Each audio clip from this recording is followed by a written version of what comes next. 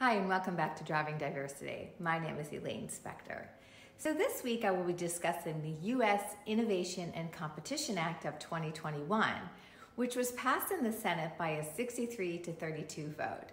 So in general, the bill seeks to increase the U.S.'s global competitiveness by investing in research and development of new technological innovations. So watch out, China, here we come.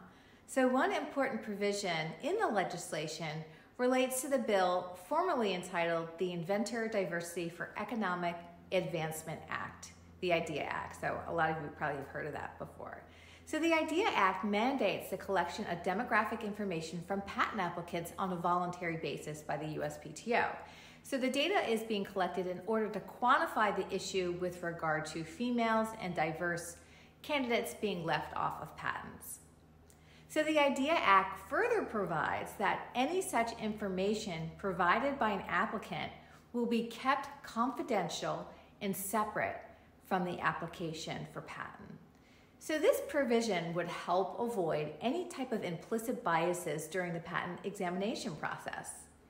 There was a study published some time ago that indicated that outcomes in prosecution of some patents may be biased against inventors having female names, very similar to what was happening with regard to females trying out for the orchestra.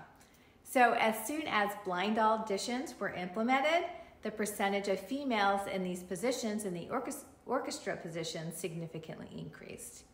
So critics of this legislation state that the legislation may have an unexpected and negative effect.